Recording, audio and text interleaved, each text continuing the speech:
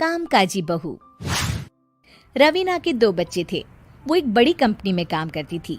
उसके ऑफिस जाने के बाद उसकी सास उसके बच्चों को संभाला करती, लेकिन रवीना को इसकी कोई कदर नहीं थी। एक दिन रवीना अपनी माँ से फोन पर कहती है, मम्मी क्या बताऊं, मेरी सास तो बिल्कुल अच्छी नहीं है। वो समझती नहीं है कि मुझे कितना काम करना पड़ता है। एक तो ऑफिस तक का लंबा सफर और फिर 9 घंटे लगातार काम। बैठे बैठे तो मेरी पीठ अकड़ जाती है। खुद तो सारा दिन घर में मजे करती है, जब मन करा सोए, जब मन किया खाए।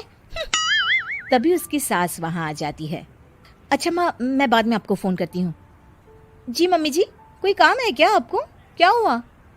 रवीना बहू, सारा दिन तो तू ऑफिस के मजे लेती है, लेकिन यहाँ ये बच्चे मुझे आराम भी नहीं करने देते। मेरी तो तबीयत खराब हो रही है। तो आपको लगता है कि मैं दफ्तर में मौज करती हूँ? आपको क्या समझाऊं, छोड़िए। माँ, काम करना भी जरूरी है। मजबूरी नहीं होती तो मैं खुद ही अपने बच्चों को देख लेती। अब आज तो छुट्टी है ना, आज तो कम से कम घर का काम कर ले। बहू काम शुरू करती है। बच्चे के साथ काम करना उसके लिए असंभव हो जाता है।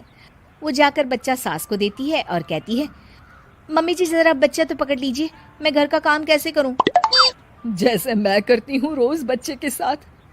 तुझे बताऊं तो तू सोचती है कि कोई बड़ा काम तो है नहीं, बच्चा तो सोता रहता है। अब देख लिया। खैर, बस मैं यही तुझे समझाना चाहती थी। ला, बच्चा मुझे दे और काम कर। बहू मुंह बनाकर वहां से चली जाती है। वो मन में सोचती है, बात तो सही है, बच्चे के साथ घर का काम करना असंभव है। वो किसी तरह काम करती है और अगले दिन ऑफिस के लिए निकल जाती है। ऑफिस में उसकी सहेली उससे कहती है, यार तू तो बड़ी लकी है, तुझे तेरी सास खाना बना कर देती है, बच्चे भी देखती है और तुझे किसी बात की चिंता भी नहीं होने देती। अरे क्या लकी, बदले में मैं उन्हें पूरी कमाई जो दे देती हूँ और अपने बच्चे से दूर रहती हूँ वो अलग। हर किसी को ना दूसरे की प्लेट में ज्यादा घी दिखता है।